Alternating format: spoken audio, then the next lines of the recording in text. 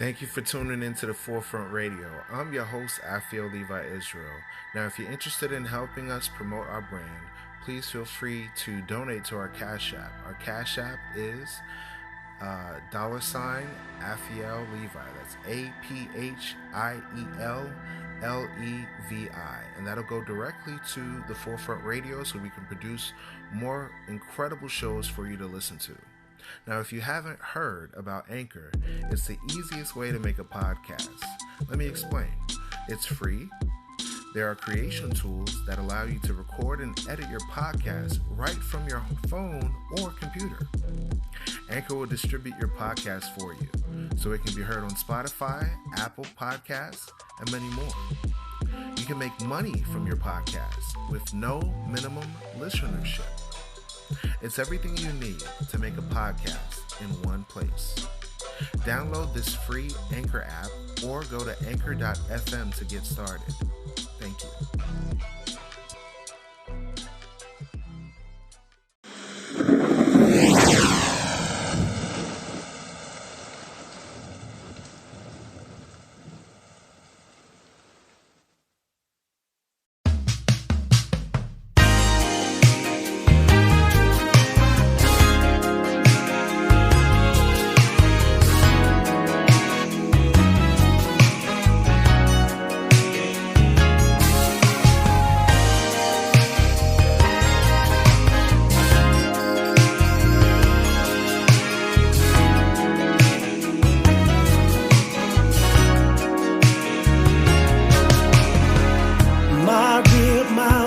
My helper, we make the perfect team.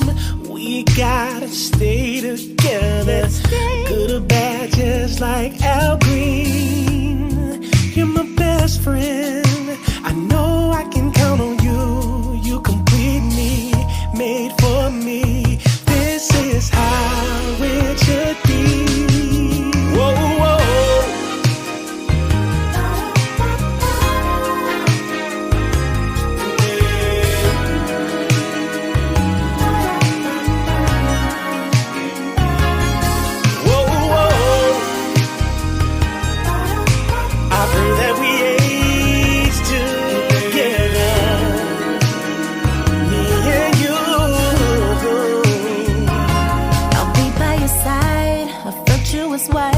Your biggest supporter, I won't get out of line.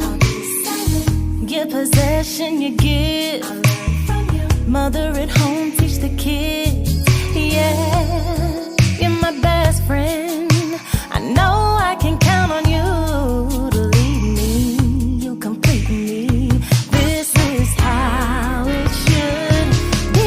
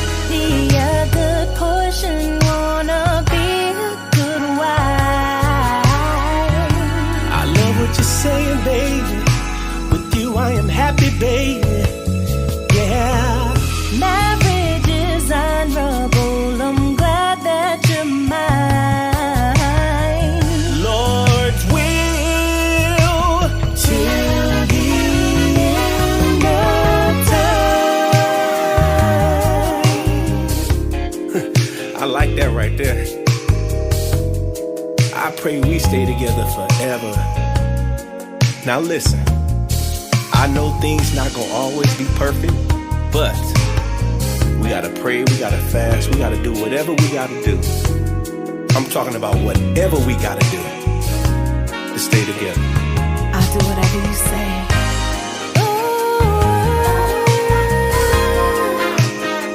Yeah, I'm ready to stay together.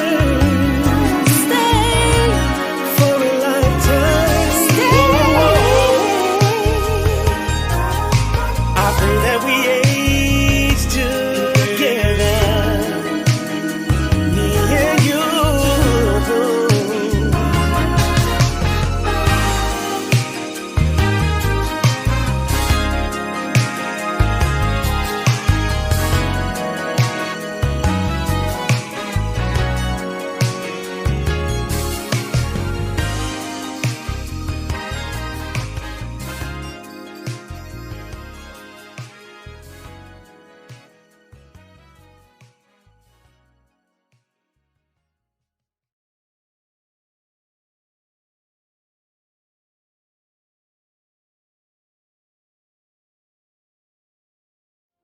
Tune in to the Forefront Radio, www.anchor.fm/The Forefront. Listen every week on Spotify, on iHeartRadio, and many other platforms.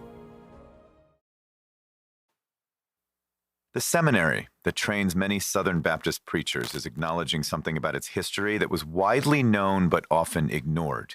It was founded by men who owned slaves and defended slavery. Later leaders. Stop. It says it was founded by men that owned slave. Now, can I ask you a question? Can you get something sweet out of a bitter fountain? Can you make something straight that's crooked? Now, how the hell now today, if the foundation of it was based on these men were slave owners, which they owned us, that now it's okay, like the church is right, because they acknowledge it.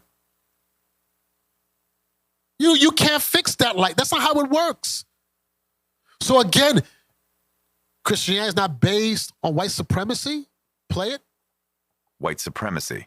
The Southern Baptist Theological Seminary reviews its legacy of racism in a new report, and we have more now from NPR's Tom Gelton. The 71-page document is thoroughly researched and unsparing. In an introductory letter, Seminary President Albert Mohler summarizes the founding fathers of this school, all four of them, were deeply involved in slavery and deeply complicit in the defense of slavery, Mohler writes. Many of their successors, he says, advocated segregation and the inferiority of African Americans. We knew in generalities that the founders of the seminary owned slaves. We knew in generality that they've been very much a part of Southern culture, the culture of Reconstruction, and even legal segregation, but it had never been documented. The report, written by 6 current and former faculty members, draws heavily on the seminary's own archives. It acknowledges the only reason a separate Southern Baptist denomination was formed back in 1845 was because Northern Baptists refused to appoint slaveholders as missionaries. The Southern Baptist Convention, more than 20 years ago, apologized for its connection to slavery. Last year, it passed a resolution condemning white supremacy. The Southern Baptists today are distinguished from others mainly by their more evangelical and politically conservative identity. Allison Green, a historian of religion at Emory University, says this new report is significant, but she wonders what might follow. Making a statement about Confederate monuments might be a next step, or taking a stand on questions of voting rights in the 21st century. There will be more changes, says Albert Mohler, though he can't say what yet. There are no statues on the campus of seminary founders to remove, he says. There are buildings named after the founders. No changes there are planned. Taking the names off, in one sense, is just an effort to try to hide. This is the seminary story, Mohler says. The new report is the school taking responsibility for its history.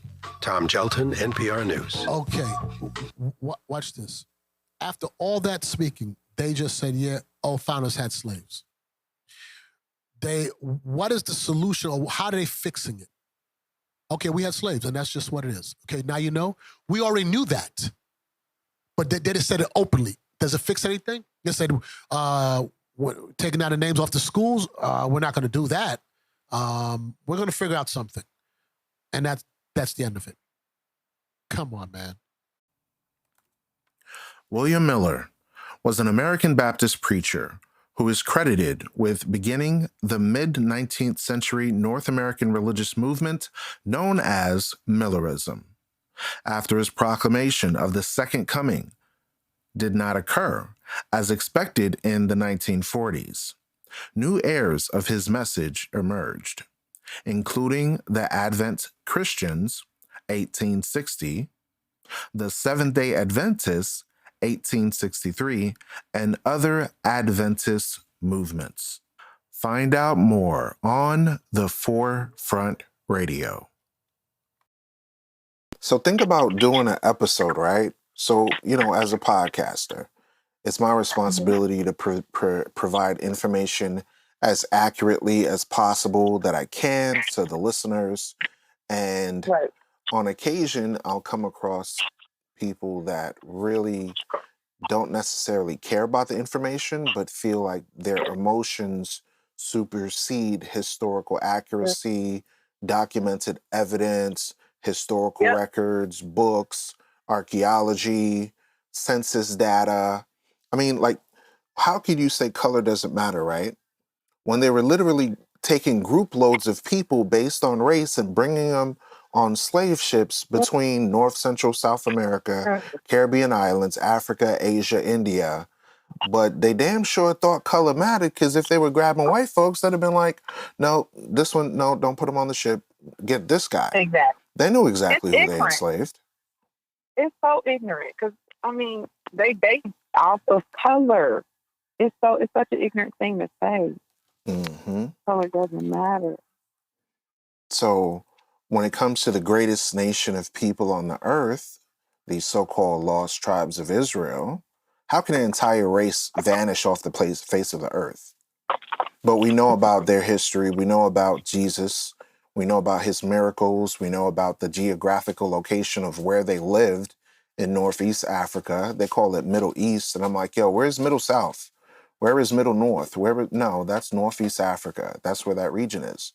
So then I'm like, okay, if you're going to say color doesn't matter, why is it that when you go to Russia and the Ethiopian church, there are various colors depicted? You'll see where they're showing Jesus, Mother Mary, Paul, Moses as black.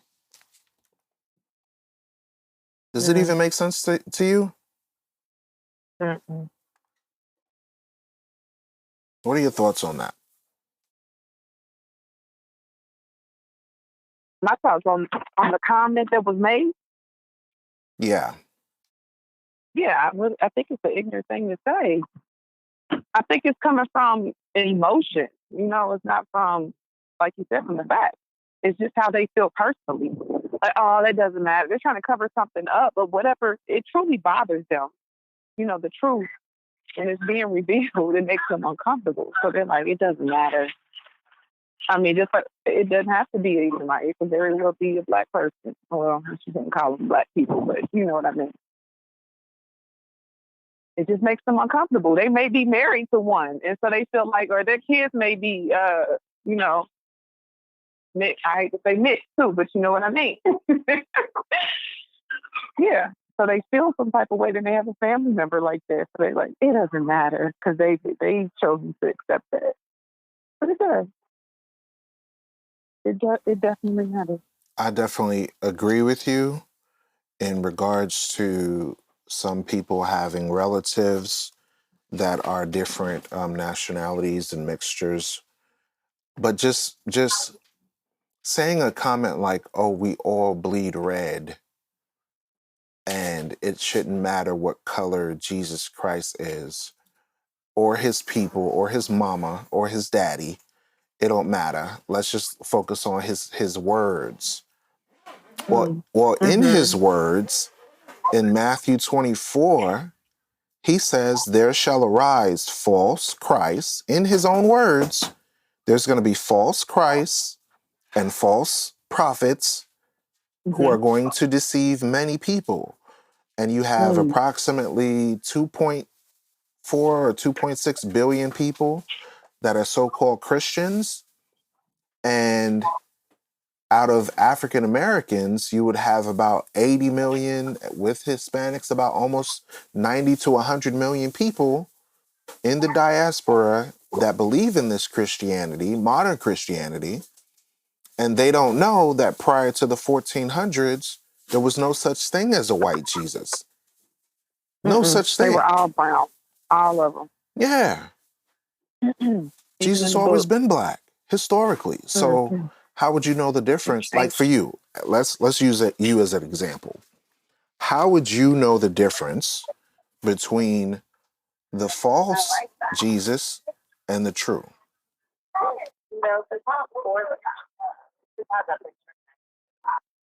How would I know the difference, you said? Yeah, like how would you know the difference between the false and the true? I know the difference because it clearly states it in the Bible. That's how I know the difference for myself. Exactly. I agree. So you would go to what? The owner's manual, right? And you would Mhm. read the owner's manual, and the owner's manual will give you the instructions. So if the owner's Exactly. manual is the Bible, and it's literally saying Revelation 1:14, his head and his hair is white like wool. Wool is the texture of hair. And it says his feet so dark it looked like it was burned in a furnace. I can't get a Caucasian male or an Arab male or a Middle Eastern, quote unquote, male from that. I don't see brass burned as Caucasian. That doesn't equate to me.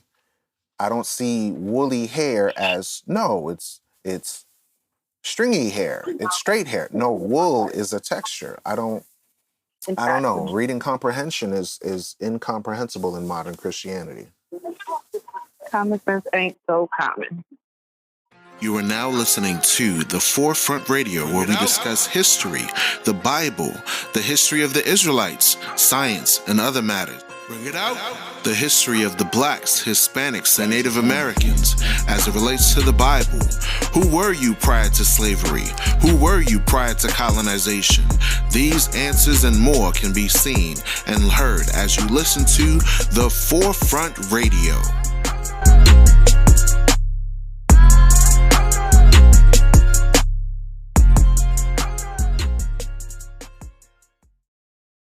On the website called teachingamericanhistory.org, we come across a great poem and letter and speech written by Frederick Douglass. In this speech, he talks about what to the slave is the 4th of July. He was a great abolitionist, and I liken abolitionists in past times to modern day prison reform that we have today. There is a much need of speakers, protagonists, heroes to stand forth and speak against the atrocities that happen and occur within the criminal and criminal injustice system of the United States of America, the nation that establishes itself in freedom but yet enslaves and imprisons the majority of the population more so than anyone else on the planet. And this is not conjecture, this is not a guess, this is historical fact. Historical fact. The United States has imprisoned and enslaved more people than during the time of slavery. As a matter of fact, the United States has been at the helm of slavery, oppression, murder, and calling it freedom. Let's give an example. Let's look at the modern termination of children, unborn children. Since the 1970s, more Black, Indigenous, and Hispanic women have had their children killed through the mechanism of the government sanctioned killing of children, right, unborn children, than any other nation. It's like 19 million or so. 19 million, which is a lot more than the Holocaust. This is actually a greater Holocaust. 19 million. 19 million lives lost from 1970 to now. Now, this is not something to wink at. This is something that we must examine when it comes to having a discussion about modern times, prison reform, slavery, oppression, and what we consider to be atrocities on the earth. Now, I wanted to read briefly a few excerpts from this particular speech because I find it remarkably unique to the conditions that people of the diaspora face here. We stand to grip with trying to rationalize our oppression and live in a survival mechanism of the descendants of former captives and descendants of prisoners of war, the enslaved and oppressed peoples of the earth, and stand up with dignity, integrity, righteousness in the face of stereotypes, in the face of misaligned rhetoric towards us as a nation of people. So here's the quote. I remember also that as a people, Americans are remarkably familiar with all facts which make in their own favor. This is esteemed by some as a national trait, perhaps a national weakness. It is a fact that whatever makes for a wealth or for the reputation of Americans and can be had cheap will be found by Americans. I shall not be charged with slandering Americans if I say I think the American side of any question may be safely left in American hands. I leave, therefore, the great deeds of your fathers to other gentlemen whose claim to have been regularly descended will be less likely to be disputed than mine. My business, if I have any here today, is with the present, the accepted time with God, and his cause to the ever-living now. Trust no future, however pleasant. Let the dead past bury its dead. Act in the living present, heart within, and God overheard. We have to do with the past only as we can make it useful to the present and to the future. To all inspiring motives, to noble deeds which can be gained from the past, we are welcome. But now is the time, the important time. Your fathers have lived, died, and have done their work, and have done much of it well. You live and must die. You must do your work. You have no right to enjoy a child's share in the labor of your fathers, unless your children are to be blessed by your labors. You have no right to wear out and waste the hard-earned fame of your fathers to cover your indolence.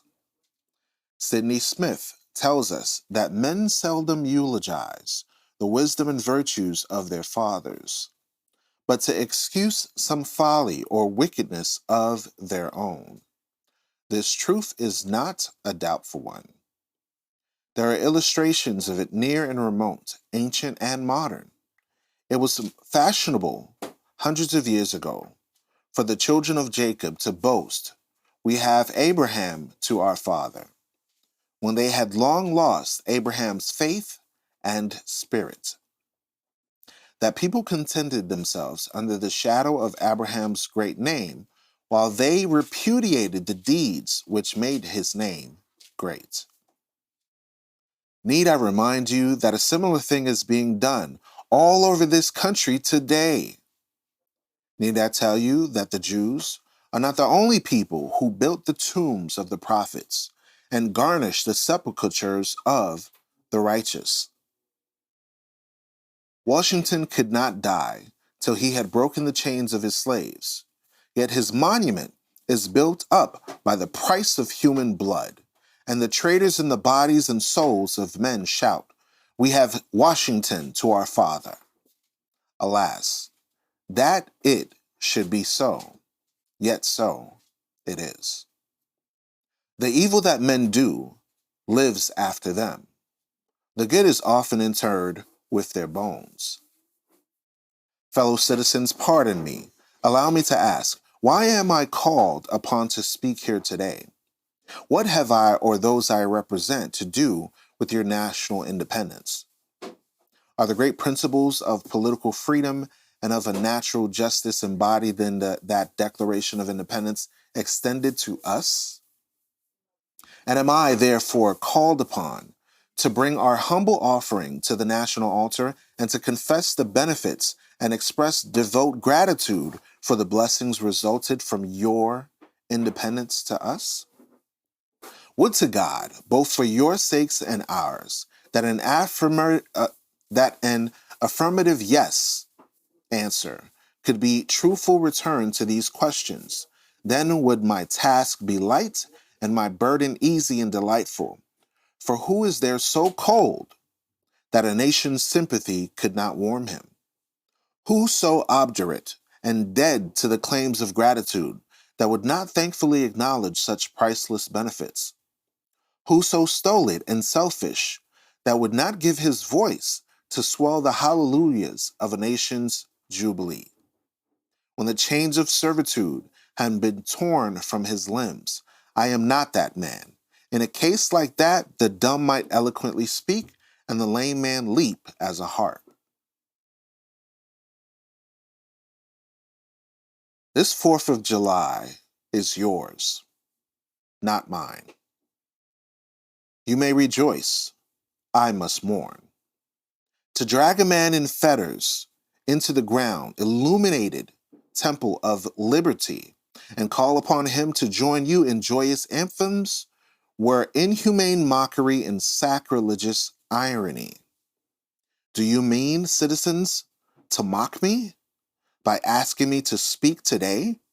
If so, there is a parallel to your conduct, and let me warn you that it is dangerous to copy the example of a nation whose crimes, lowering up to heaven, were thrown down by the breath of the Almighty, burying that nation in irrevocable ruin. I can today take up the plaintive lament of a peeled and woe-smitten people. By the rivers of Babylon, there we sat down. Yea, we wept when we remembered Zion. We hanged our harps upon the willows in the midst thereof. For there, they that carried us away captive required of us a song. And they who wasted us required of us mirth, saying, "Sing to us one of those songs of Zion." How can we sing the Lord's song in a strange land? If I forget thee, O Jerusalem, let my right hand forget her cunning. If I do not remember thee, let my tongue cleave to the roof of my mouth. Because we indeed, people, that's the end of the quote, by the way. Because we indeed, people, know of a certainty that we are in fact the lost tribes of Israel. We are in fact the ones that were taken as bond men and bond women, as it is written in Deuteronomy 28, verse 68.